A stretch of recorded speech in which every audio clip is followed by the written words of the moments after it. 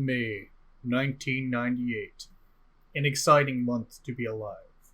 Bomb testing in India. Race riots in Jakarta. But what about the safest place on earth, the USA? Well, you might say we here in the States were starting to see a trend that has become far too common.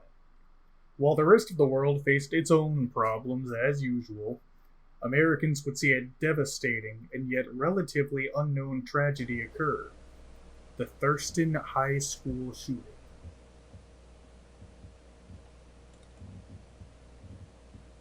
Today's date is Thursday, May 21st, 1998. The time is at 9:51 a.m. This will be a taped conversation with the last name of Kinkel, Kinkel, first of Kipling, Kiplant, middle of Philip, Philip. Date of birth 8/30 of 82.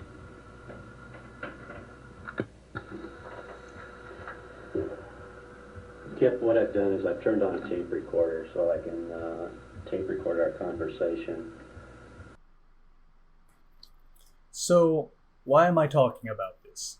Why is this relevant? And if it's a school shooting, why haven't I heard of it? Well, allow me to answer all of those questions. So, the reason I'm talking about this shooting is because outside of Oregon, which is where it took place, it seems to be very unknown. So there are a couple interesting things about this shooting that really attracted me to it and made me decide to finally make a video about it. Because this case is far too fascinating to not be talked about, and there are a lot of ways that make it even more relevant today than it was at the time of the shooting. So let's backtrack for a moment. 1998, May. 11 months before Columbine would happen. Columbine, as I'm sure all of us know, was the first school shooting that really brought attention to the fact that school shootings were a rising trend. School shootings had happened in the past, and as I said, they were becoming a trend, but they were very one-off and more isolated before this point. It was around this time that they first gained such notoriety, with Columbine being the biggest one and the most deadly one at the time. And while this isn't as deadly as Columbine, it is no less interesting. And why is it relevant? Well, because this shooting actually has deep roots in mental health. And you may not think that's too odd. I mean, of course, a normal person doesn't shoot up a school, so of course they're going to have mental health problems. But what makes this case so fascinating is that the problems were so blatant in hindsight, as they often are, but even at the time, looking at this nowadays through the lens of 2021, if anyone said any of the stuff he did to me, I would immediately be reporting them to the police and thinking, this isn't going to end well. What makes this case so interesting and so worth talking about is that this is not your average American shooting. This is a story of mental health signs ignored, no clear student targets, and a 15-year-old boy named Philip Kinkel. Kip Kinkel would go on to kill 4 people and leave many others with trauma, both mental and physical, that sadly would become commonplace only 11 months later with the Columbine school shooting. By the end of the rampage, 4 people: Michael Nicholson, Ben Walker, Faith Kinkel, and Bill Kinkel would all be dead. Now, hopefully some of those last names I said sound familiar to you fellow viewers at home. So, why don't I start with some background? Philip Kinkel would be born August 30th of 1982. The son of Bill Kinkel and Faith Kinkel. Bill had married Faith Zaransky. January 29th of 1972. 4 years later, they would give birth to their first and only daughter, Kip's older sister, Thurston Kinkel. So we have a family of 4. And it's important to note that Kip's parents are well-respected academics. They are Spanish teachers. Bill Kinkel would be teaching at Thurston Middle School until the year of 1986, where he would take a year-long sabbatical and would take the family to Spain. So the year of 86 to 87, the school year for Spain, was a very difficult year for Kip. Kristen, his older sister, was in 5th grade, and she would be placed into a 3rd grade class, as it was the only class where the teacher spoke English. Now that's important because one thing you need to know about Kip is that in 1986, he's only 4 years old, so he's going into kind of a preschool. And basically, he enters his first year of school, and the teacher only speaks Spanish. The kids only speak Spanish. Anyone who has ever been surrounded by people who don't speak the same first language, I'm sure you already know where this is going. I'm sure you already know the feeling that Kip would have been feeling at this time. Imagine you are a 4-year-old, 4 or 5, you're going into school, you don't know anything. Like, you are a level 1 person at this point, is how I'm gonna call it. You're just trying to learn basic things and nobody speaks your language. So Kip understandably had a lot of trouble. And according to his sister Kristen, in an interview with PBS, she claimed that he was bullied at school as well. So this would be the beginning of a couple signs of trouble. Nothing too major yet. I mean, this is all pretty standard stuff. Of course, anyone in that situation is going to have trouble learning. Now, it is worth noting, Kristen is an excellent student. Even at this point, so she was put into a 3rd grade class, but according to her, she did fine. And this is important to note because you remember I said that Bill and Faith, the parents, were respected academics. They had very high expectations for their children. This is according to Kristen, friends. This would be talked about a lot later on, and that will be important. But for now, let's just say this would be the beginning of Kip feeling rather inadequate, even at a very, very young age. These feelings of inadequacy, brought about by constantly being compared to an older sibling, is something that many people can relate to. I'm sure anyone listening to this will probably either have experienced this themselves or will know other people that have had this experience. But this would be a very common theme for Kip later on in life. Okay, so we fast forward to 1989. They are back in the US at this point, and Kip is attending Walterville Elementary School. After discussions with teachers, the Kinkels decided to hold Kip back in school for a year. According to the testimony put forth in court later on, Kip's parents and teachers felt that Kip lacked maturity and had slow emotional and physical development. Unsurprising for a student whose first school experience was in another country with a language he did not understand. And that language problem will be a big recurring theme as we jump to 1990 in the school year of 90 to 91. So Kip was having more problems at this point. Problems with language. Kip's 2nd grade teacher would testify at the sentencing hearing that Kip was an average 2nd grader with no disciplinary problems, so he's not getting in trouble.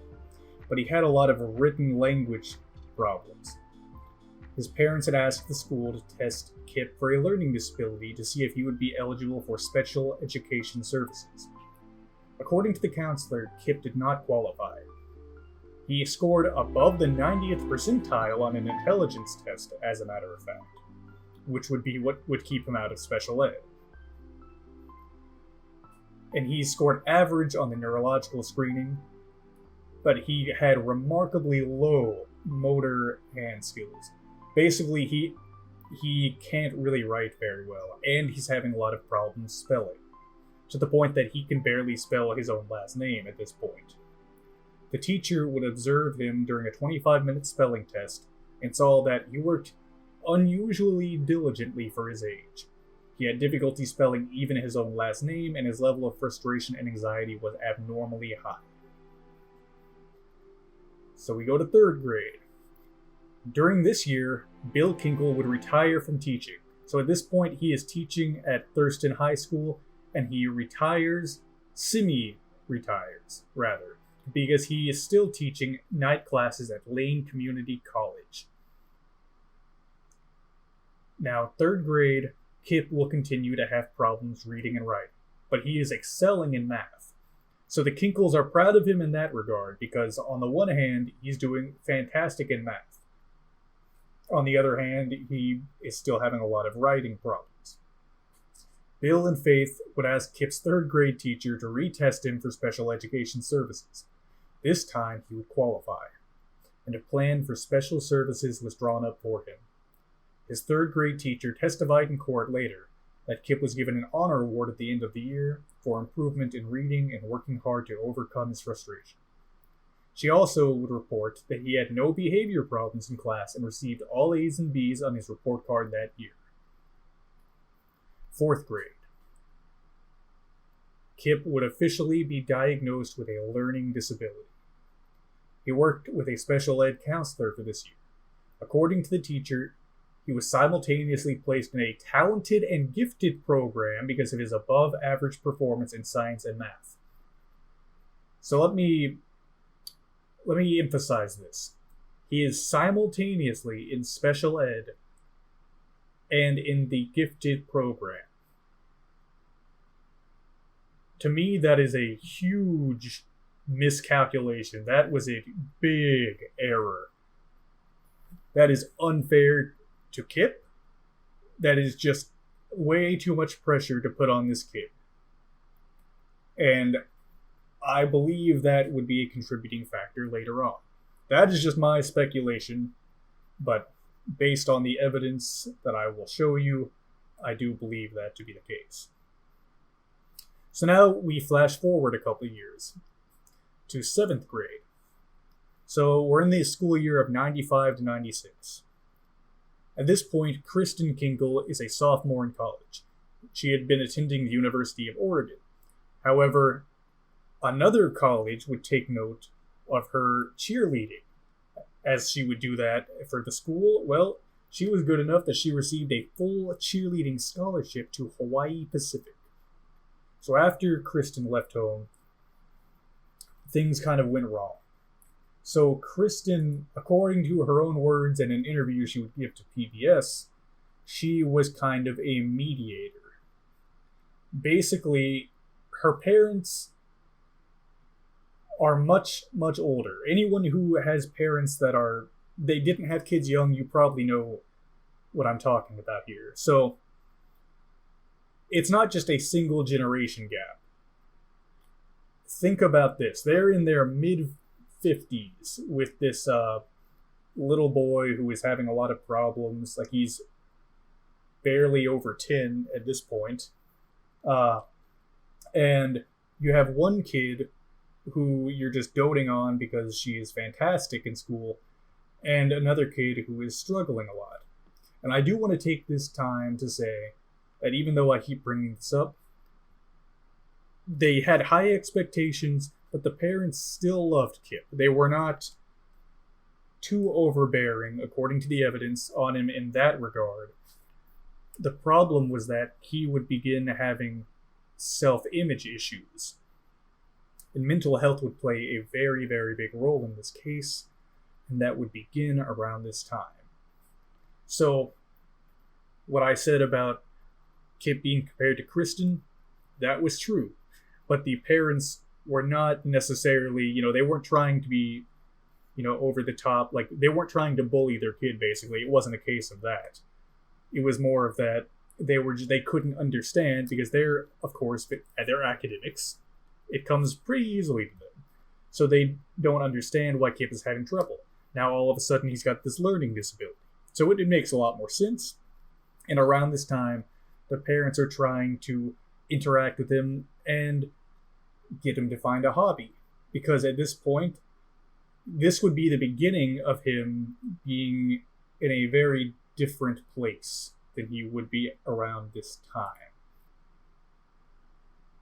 So, let's jump back to the 7th grade. Kristen is left home. Their mediator is gone. This is the beginning of Kip's actual trouble. So, and keep in mind, this is 95, 96, so people have computers, but the internet is not what it is in 2021. Kip and some friends at school would use the school computer to order some books about how to build bombs, including the Anarchist Cookbook being one of them. When they were caught, Faith Kinkel would start to worry a lot about Kip's friends and whether they were bad influences on one another. I can't blame Faith Kinkel for this, because I think this is what most parents would do. A lot of parents don't want to accept that maybe their kid was in the wrong, and they are very young at this point. So he's only 14 at this point. So nothing too serious. But the explosives, the how to build bomb books, that does worry them. And around this point, they also notice that Kip has an interest in explosives and guns. Now, they were worried about this, but the parents didn't see too much of a problem with it, according to all the evidence I have seen. And there's a lot of evidence and interviews with Kristen and the parents' friends that talk about this, but for the sake of time, I will say that they thought it was strange, and the parents were pacifists.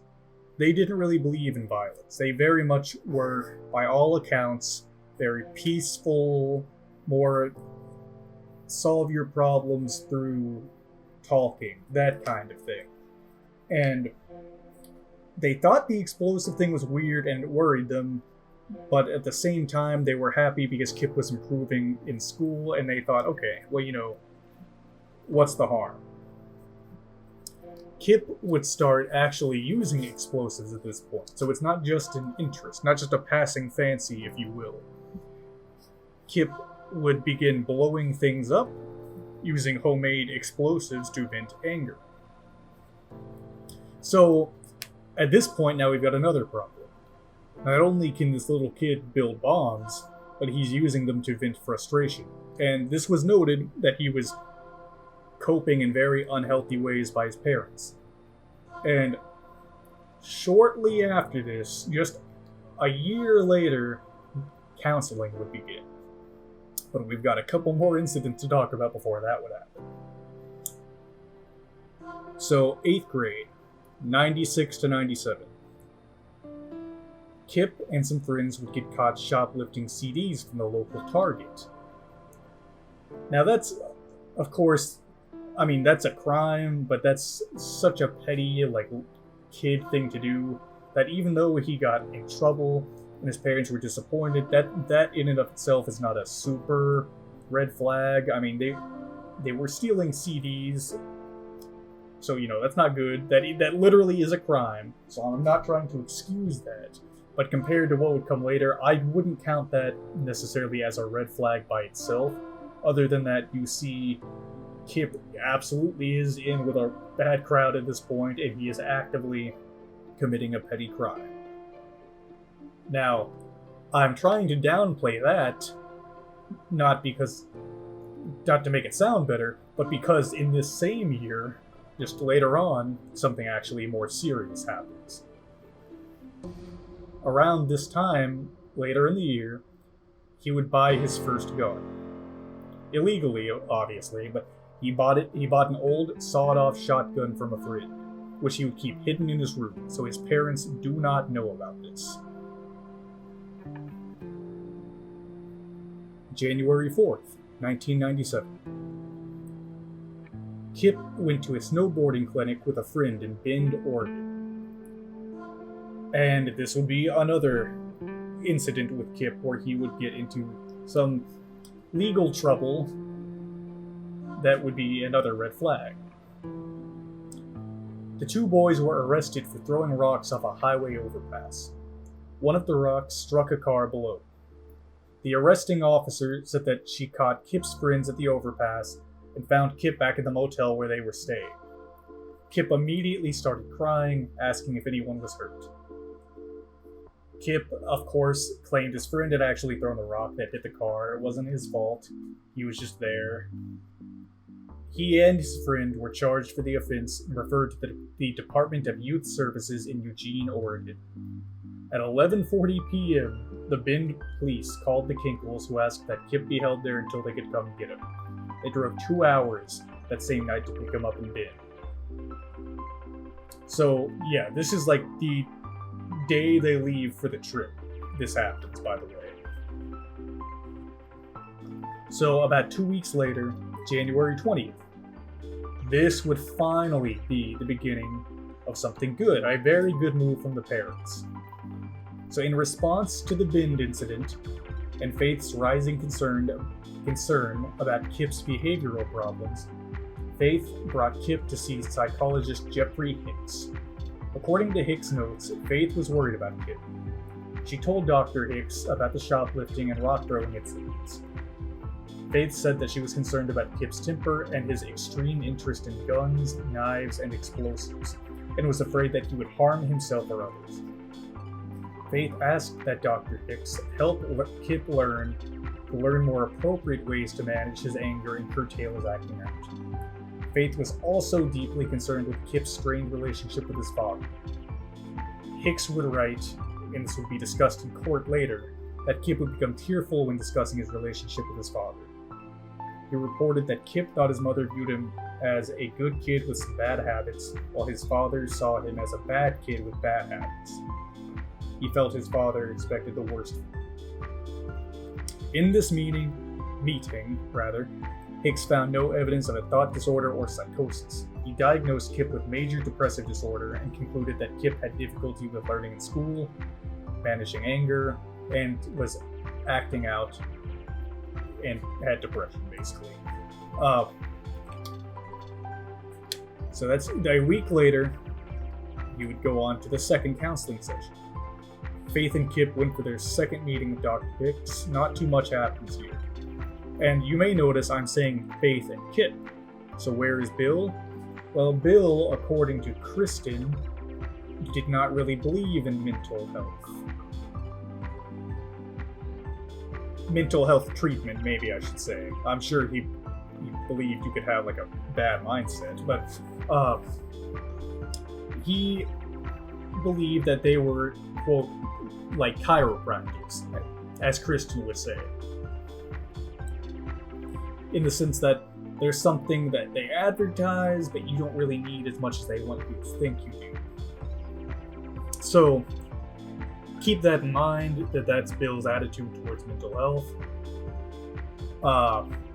Not saying anything about Bill, but that is very important in this case. So, they have a couple more meetings, and he would have another incident on February 26th, 1997. Now, this incident, to clarify, this is not a problem incident, but this was another keynote. As a follow-up to the rock-throwing incident in Bend, Kip was taken to Skipworth Juvenile Facility to meet with psychologist Dr. John Crumbly. Dr. Crumbly did an intake interview with Kip and his parents. According to Dr. Crumbly, the Kinkels were impressive parents. They wanted their son to take responsibility for what he did and wanted to make things right with the victim. He said that Kip was not typical of the delinquent kids he usually sees, in that he was appropriately remorseful and quite straightforward about his part in the crime. Dr. Crumbly felt the crime was more of a boyish crime, and also felt they did not have a real case against Kip, as he hadn't actually thrown the rock. It was decided that Kip would complete 32 hours of community service, write a letter of apology, and pay damages to the car. Dr. Crumbly saw nothing at all out of the ordinary with Kip or his family.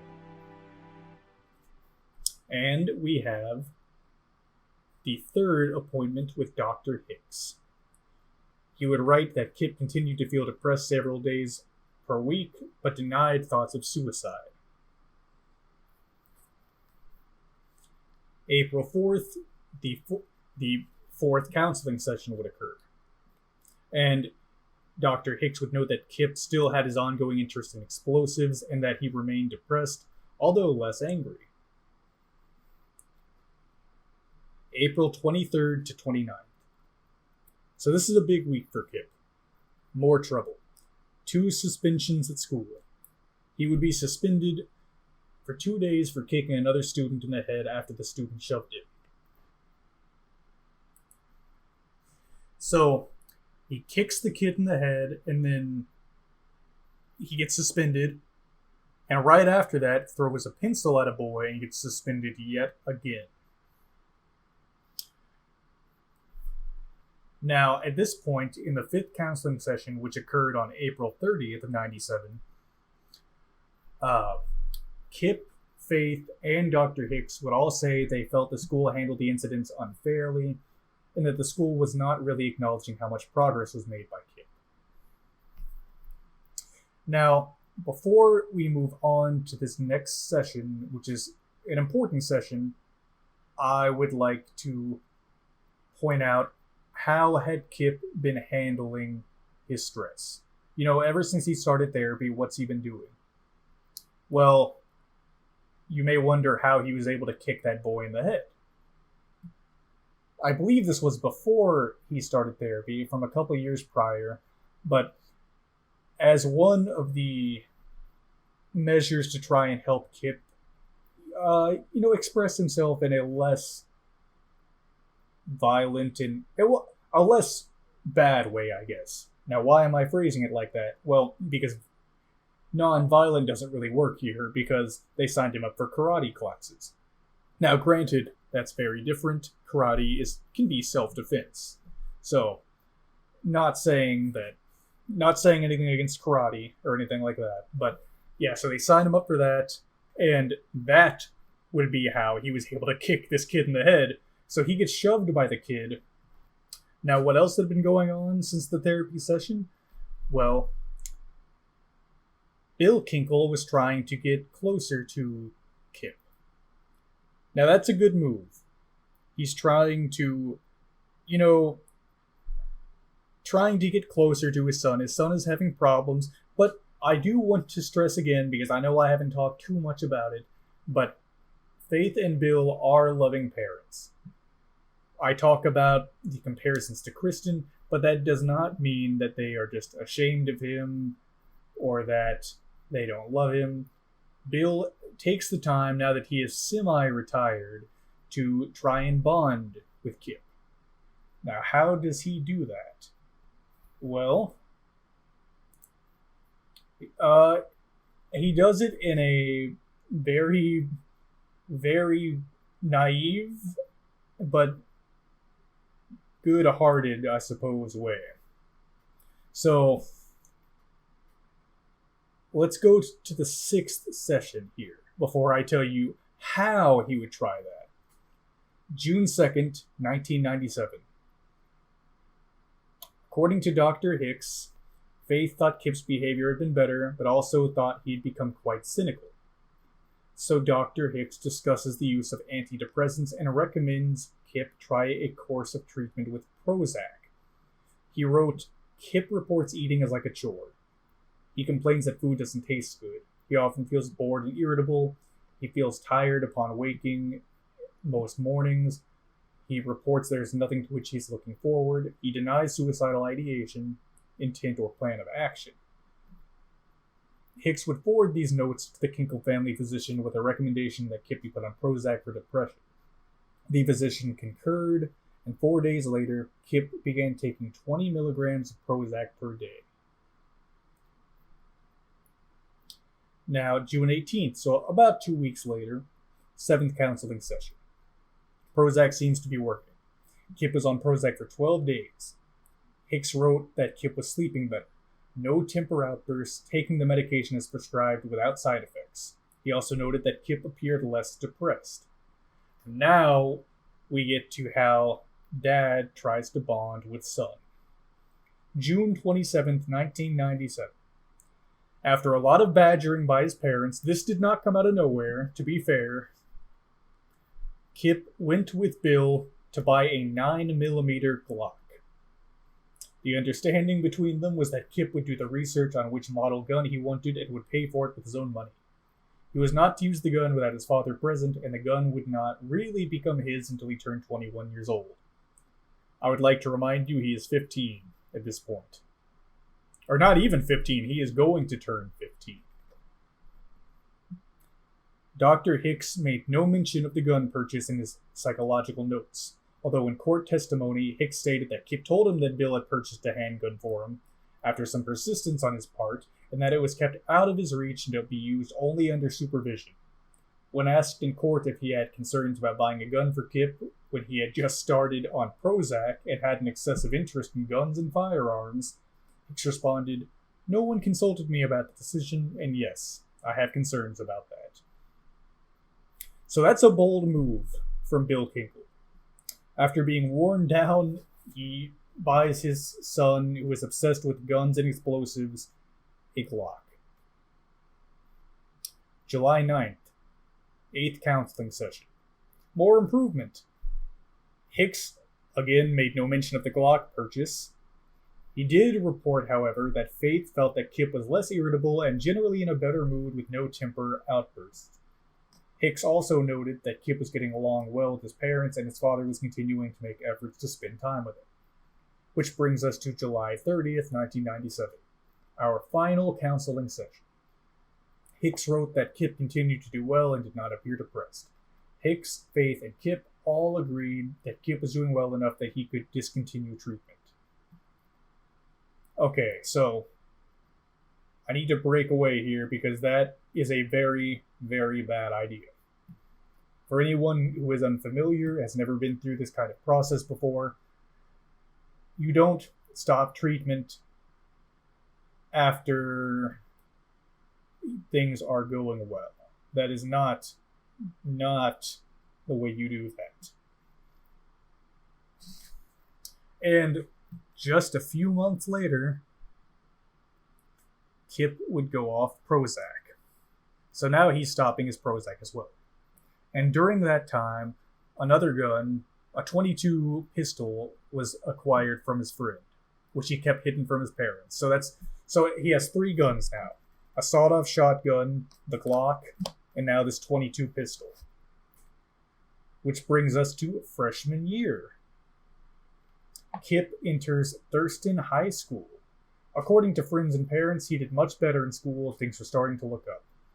Bill Kinkel had his friend Don Stone, the Thurston High School football coach, call Kip at home and invite him to come out for the freshman football team.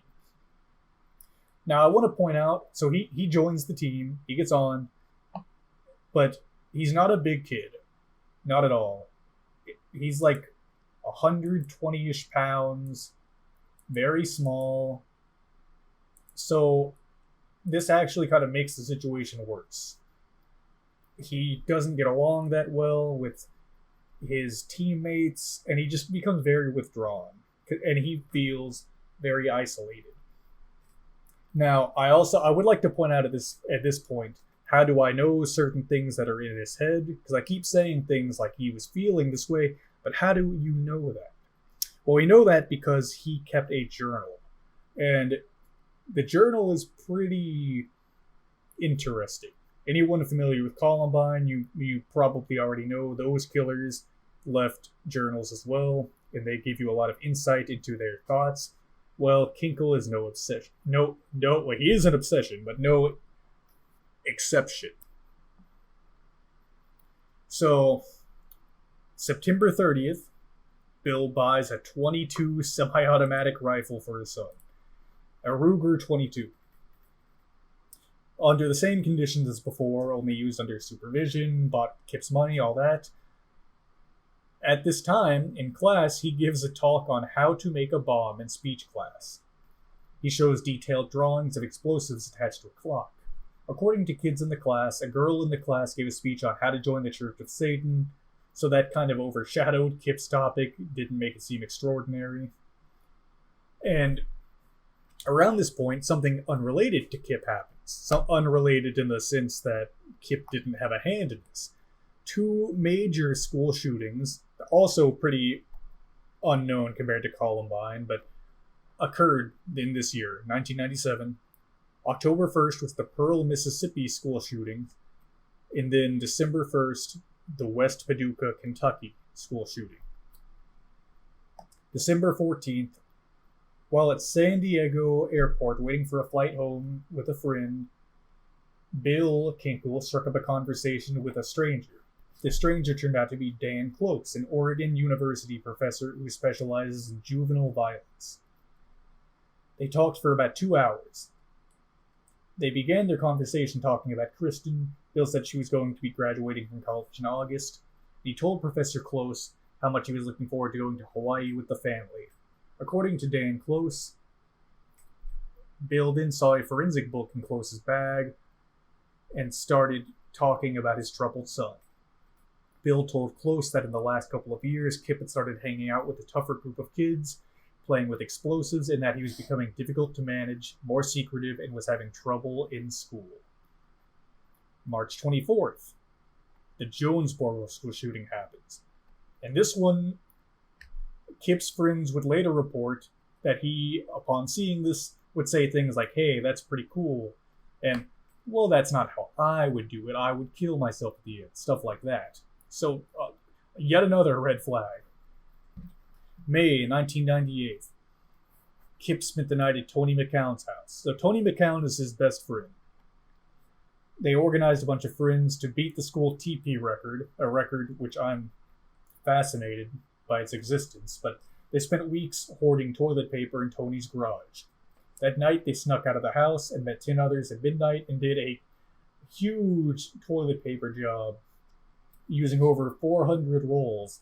They beat the school record, but got caught.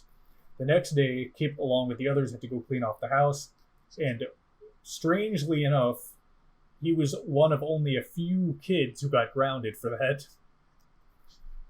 Now we get to a fateful day. So the shooting is May 21st. We are on May 19th, 1998. Corey Ewert stole a .32 caliber pistol from Scott Keeney, the father of one of their friends. He arranged over the phone to sell it to Kip the next day. Now, did Kip know this was stolen? He would say no. It's unclear if that's true. Who really knows except Kip? But that would be an incredible turning point in this case, as we get to May 20th. Now, I haven't been entirely truthful with you in one thing. I said the shooting was on May 21st, and it was. 2 of them were. 2 of the victims would be killed the day we are arriving at now. May 20th, 1998. At around 8 a.m., Kip goes to school with $110 in cash, from which he buys the .32 caliber Beretta from Corey. He puts it in a paper sack in his locker. Scott Keeney, so the one that the gun was stolen from, he calls the school and he says, "I think my son's friends might have stolen this gun, and here's a list of friends." Now, Kip was not on that list, but Detective Al Worthen happened to be at the school, and eventually, after talking to a few kids, they pointed him in Kip's direction. Now, at about 9:15, Kip was pulled out of study hall. Detective Worthen told him he was there to investigate the disappearance of a parent's handgun. Now, Kip immediately admits to having the gun in his locker. Both Kip and Corey were immediately arrested, escorted off the school premises in police handcuffs, and were suspended from school pending expulsion. At around 11:30, Kip is brought to the police station. Fingerprinted, photographed, charged with possession of a firearm in public building, and the felony charge of receiving a stolen weapon. Detective Worthen interviewed him, and according to Worthen, Kip was very upset and worried about what his parents were going to think. He was scared. What was going to happen to him? Soon after, Bill would come pick him up from the police station and drive home. Now, according to Kip, they would stop at Burger King on the way home. And Kip would report that they would get Whoppers. Bill would open his, I think he opened it. He looked at it and said to Kip, "You disgust me." And he walked out to the car, leaving Kip alone in the Burger King. Kip claims that he was unable to eat after hearing something like that, and just went into the bathroom, threw away the burger, and just stayed there to make it seem like he had eaten it. They go back to the car and drive home. Now, Kip is very upset. Bill is very upset. And Faith does not know what is happening. And remember, Kristen is in Hawaii. She's not here for any of this. Well, Bill takes all of the guns from Kip's room and basically says, "Look, this is over. Like, kiss them goodbye," basically. And he's just talking about how disappointed he is, and he calls some friends to talk about this. Now, Kip can apparently hear all of this, and shortly after Bill would hang up the phone, he would walk behind him with the .22 rifle from his room, ammo from his parents' room, and killed Bill Kinkel with a shot to the back of his head. Kip would then drag his father's body into the bathroom and cover it with a sheet. 2 calls had occurred before this. Richard Bushnell had talked through various options according to what to do about Kip, and Bushnell would report that Bill and Kip were both deeply concerned with how Faith would handle the news. Now, after this, Scott Keeney would call. So the one who had the gun stolen, Bill would say, "I don't know what to do at this point," as Keeney would say later. He thought that Kip was out of control. So around 3:30, Kevin Rowan calls. Rowan is the English teacher from Thurston High. Kip answers the phone, and he tells Mr. Rowan that he made a mistake. He also told Mr. Rowan that his father was not there right now. He would field several calls about this. A friend would call. He would say, "Oh, my father went to the store. Oh, I got a call waiting, got to get off the phone," because remember, this is 1998. It would just have landlines, call waiting, stuff like that. He didn't have a cell phone. Around 4:30, someone from Lane Community College called to see where Bill was because he was missing class. So one of Bill's students. Shortly after this, still around 4:30, his best friends Tony McCown and Nick Hyacin would call in a conference call. Kip would tell them that he did not know the gun was Keeney's. He would tell them that his dad's out at a bar, and "I'm so worried about what my mom is going to think, and everyone is going to be so embarrassed when they find out." He kept saying, quote, "It's over. Everything's over. It's done. Nothing matters now." Kip would tell his friends that his stomach was hurting, that he felt like he was going to throw up. He told them that he just wanted the gun, and that he knew he shouldn't have done it, and that he wasn't planning on doing anything with it. Kip would allegedly go back and forth between being very upset and very angry. And he would keep asking, "Where's my mom? When is she going to be home?" Around 6:30, Faith Kinkel arrives at the house. Kip would meet his mother in the garage, and according to the audio-taped police confession, he would tell her he loved her, shoot her in the back of the head twice, 3 times in the face, and once through the heart. He dragged her body across the garage floor and covered her with a sheet.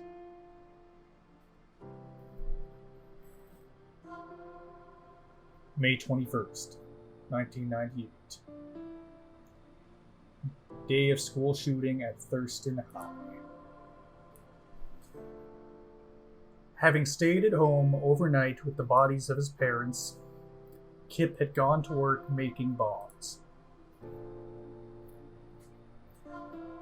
Now, 7:30 a.m., or at least approximately 7:30 a.m.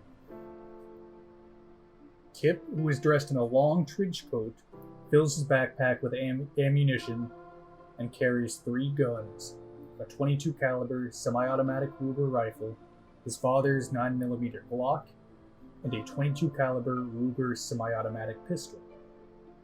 He tapes a hunting knife to his leg and drives his mother's Ford Explorer to school. He parks 1 block from the high school and walks down a dirt path, taking a shortcut past the tennis court and into the back parking lot. About 7:55 a.m., Kip enters the school. School security camera footage would record this, and he walks down the hallway towards the cafeteria. On the way, he would shoot Ben Walker and Ryan Atterbury, and then fired off what remained of the 50-round clip from a .22 caliber semi-automatic and 1 round from a 9mm Glock into the cafeteria. By this time, Kip was wrestled to the ground by 5 classmates. By this time, student Mikhail Nikolausen would already be dead. Ben Walker would later die of his wounds after being kept in critical condition. And 25 kids would be wounded. 7:56, so a minute after the school shooting starts. That's very important to note. Officer Dan Bishop arrives at the scene. Now at 8:04 a.m., Kip was placed in custody by Dan Bishop. Bishop gets there and he sees all these kids on top of Kip. One of which, by the way, was a kid by the name of Jake Riker. And this kid is a hero. Wow. He had already been shot through the lung. He'd been shot a couple times by Kip, and he was still one of the people, him and his brother, would tackle him to the ground. So yeah, the 5 kids on top of him. Kip would say, "I just want to die." Bishop would pick him up and handcuff him, and while he was getting up, one of the kids would punch him in the face. Bishop transferred custody of Kip to Detective Jones, the first detective to arrive on the scene. Jones would walk Kip to the car, secure him, and Kip would make no statements at this time. Soon after, Detective Worthen arrived on the scene. He was directed by Jones to take custody of Kip and get him out of there. Worthen would recognize him as the kid he had arrested yesterday. It's important to note at this time the procedure regarding school shooting. And I will not go into too much detail with this. I will just point out one fact. Paramedics cannot get in there until the site is clear. So they are very quickly getting Kip out of there. That's important because they didn't frisk him very well. Worthen would lock Kip in an interview room, and as he would leave to set up photo equipment, Kip, he was cuffed and he still managed this, pulls out the hunting knife that had been taped to his leg. And upon the detective's return, Kip would rush him with the knife, yelling, "Kill me, shoot me." Worthen backed up. Kip continued to charge, but they got the door between them. Kip would keep pushing the door and then eventually would start using the knife near his wrists. Worthen came back with another device and pepper sprayed Kip, while the other detective would knock away the knife. So after reading his Miranda rights for the second time, Kip would indicate, "Yes, I understand," and Worthen would ask him, "How's your dad?" This is when it would become clear that it was worse than just a school shooting. Kip responded, "Both my parents are dead." They would then photograph Kip twice, once with clothes on, and then another without clothes. And this would be because he had taped using masking tape, and he had formed an X across his chest, with one .22 caliber bullet and one 9mm bullet underneath. When asked why, Kip said he would be put there in case he ran out of ammo. He wanted to have one of each weapon to kill himself with. About 9:30, the bodies of Faith and Bill are found. Later in this very day, at about 9:51, Worthen would audio tape an interview with Kip Kinkel, which is pretty haunting to listen to. May 22nd, Kip would be arraigned, charged with 4 counts of aggravated murder, and he would be indicted June 16th on 58 felony charges, including those 4 counts of aggravated murder. To avoid further trauma to the victims and anyone else, Kip would just plead guilty. And then on November 2nd, after a 6-day hearing that included the testimony of psychiatrists and psychologists who interviewed Kip, the victim's statements, his sister's statement, Judge Jack Madison would sentence Kip to 111 years in prison without the possibility of parole.